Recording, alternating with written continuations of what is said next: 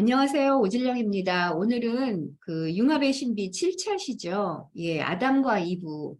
예, 5장입니다. 아담에 대한 내용입니다. 아담은 뭐냐 하면은 땅을 의미하는 이브와 대비되는 상반되는 인격이다라고 해서 영원의 물이다. 라고 이야기를 해요. 그러니까 땅과 대비되는 물이다라는 거죠. 그래서 물이 굉장히 중요합니다. 물은 뭐 연금술에서뿐만 아니라 우리 융심리학에서도 이제 물에 대한 중요한 이야기를 참 많이 하는데요.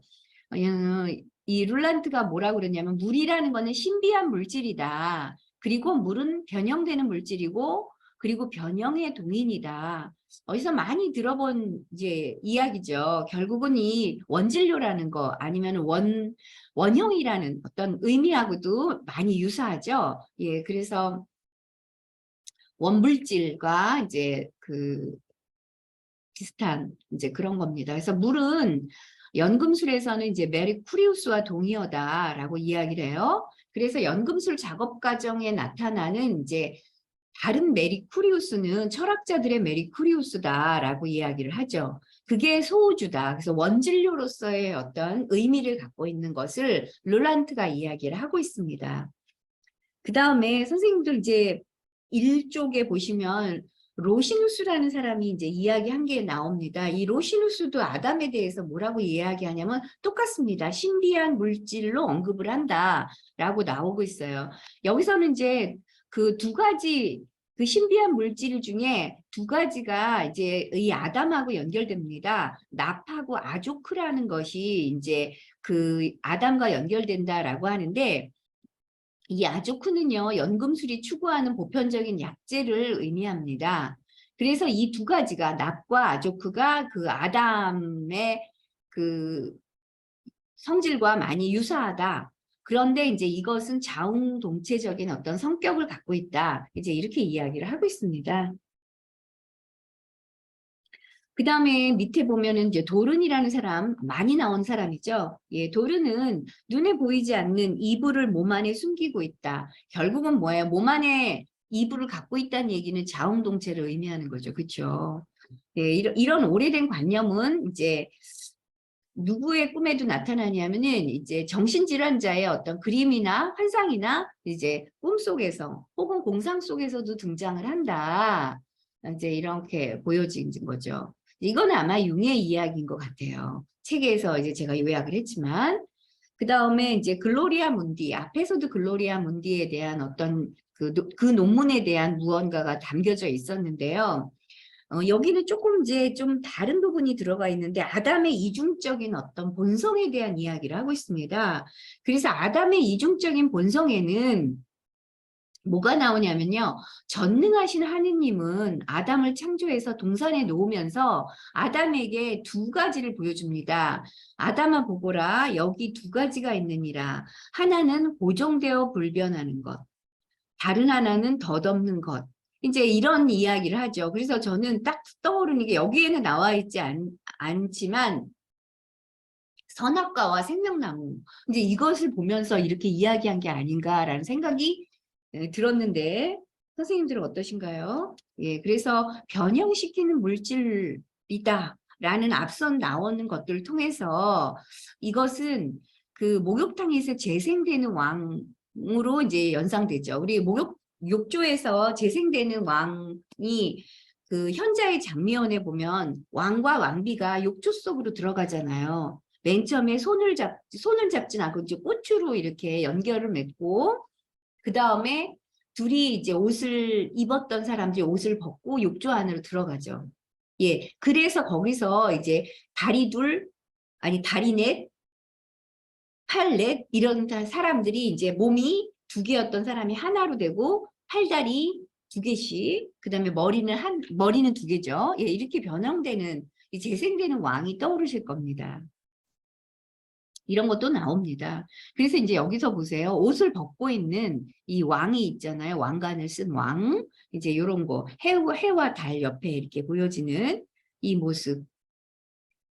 우리가 지난주에 많이 봤었던 그림 중에는 물에 빠져 허구적대는 왕과 그 다음에 옆에서 젊어진 왕. 이제 이런 게 재탄생이잖아요. 예. 그 다음에 태양을 물고 있는 사자. 거기에 피를 줄줄줄줄 흘리고 있는 거는 뭐예요? 이제는 이제 융합이 이루어지는 거죠. 그렇죠? 그래서 처음에는 그냥 태양을 물고 있는 사자로만 등장을 하면 그거는 니그레토예요. 그렇지만 거기서 피까지 등장을 하게 되니까 그 다음에 이제 융합을 하기 위해서 사투를 벌이는 거죠. 그래서 이제 나중에는 융합이 되는 거. 그림이 저절로 이해가 되더라고요. 저는 그래서 저 혼자 신났습니다. 자, 이제 넘어가 볼게요. 1장 맨 밑쪽입니다. 바실리누스 발렌티누스의 시에 보면은 이런 말이 나옵니다. 아담은 늙은 용이 준비한 탕 안에 앉았다. 거기서 베누스는 자신의 동반자를 발견했다. 그러니까 베누스가 남성이라면 베야로 나오는 게 이제 여성이거든요. 예, 그런 어떤 것을 보여주죠. 그래서 베누스는 몸에서 흘러나와 그녀의 아버지를 잠기게 하고 그의 육체와 생명을 그녀의 몸속으로 흡수하는 그러한 셈이다. 그래서 여기 보세요. 물이 남성 아담으로 나오잖아요. 그렇죠? 그래서 여기 그림을 좀 보시면은 그 욕조 물 안에 왕이 들어가 있잖아요. 그리고 그 바깥에서 연금술사가 불을 막 뗍니다. 그러면은 뭐예요? 이 왕은 어떻게 돼요? 승화되죠. 하늘로 올라가잖아요. 그러니까 이제 비둘기로 이렇게 변해서 올라가게 되는 것을 보여줍니다. 그래서 목욕과 물에 빠지거나 잠기는 행위, 세례 이런 것들은 다 뭐예요? 동의어로 쓰이면서 뭐예요? 이제는 새로운 재탄생으로 나아가는 것을 보여준다라고 볼 수 있습니다. 그래서 연금술에서 이러한 표현들은 자기의 어떤 무의식적인 상태를 보다 구체적으로 표현하는 거죠.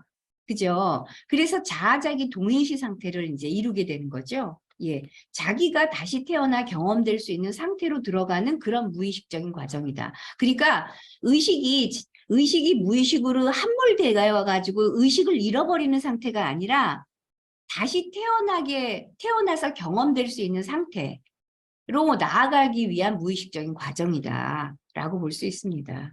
이게 이제 개성화죠.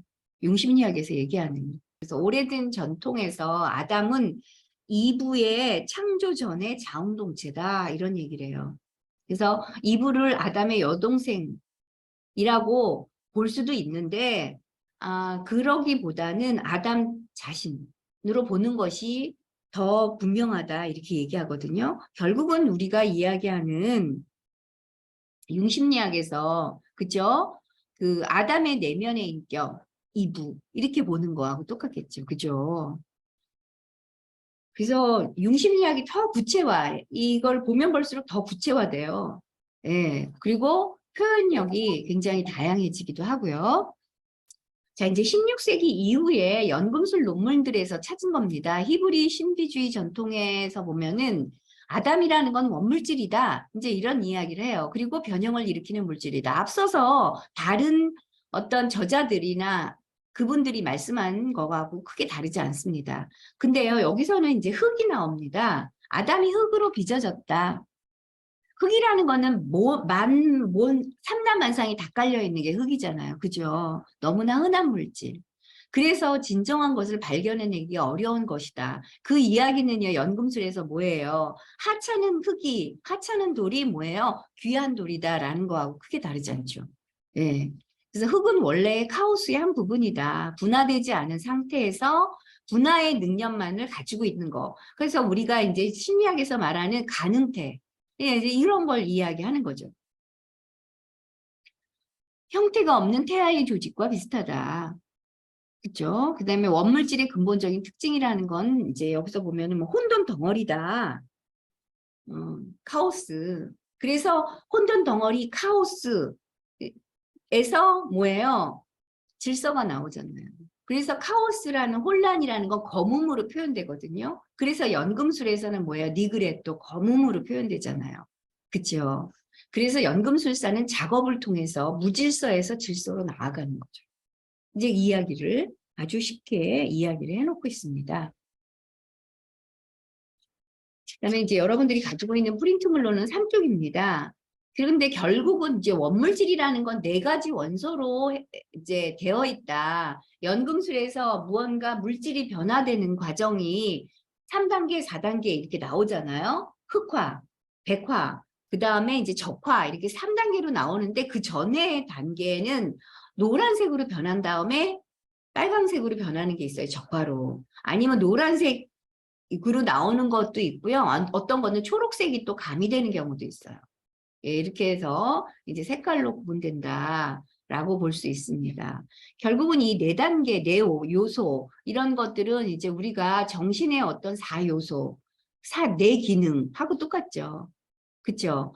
정신의 네 기능은 사고, 감각, 감정, 직관 이 네 가지 기능. 그것은 뭐예요? 자연의 네 가지 원소가 뭐예요? 물, 불, 공기, 흙. 이거하고 똑같은 거죠. 이게 이제 같은 연결되는 것들이다라고 볼 수 있습니다. 어렵지 않으시죠? 네. 그 다음에 트루바 필로소프rum에서는 뭐라고 이야기를 하냐면요. 우리의 아버지 아담과 그의 자식들은 네 가지 원소로 창조되었다. 그죠? 물, 불, 공기, 흙으로 이제 모든 것을 만들어냈다. 결국은 신화에 보면은요. 그 아담과 이브의 창조 신화에 보면은 하나님도 흙으로 아담을 빚었잖아요. 마찬가지로 우리가 창조 신화에서는 뭐예요? 신들이 이제 흙을 가지고서 이제 인간을 빚어내요. 그때 우리 하나님과 좀 다른 건 뭐냐면은 신이 자신의 침을 태태에 뱉어가지고 축축하게 한 다음에 이제 흙으로 빚었다. 축축한 흙으로 빚었다. 이제 요게 조금 다를 뿐인 거죠.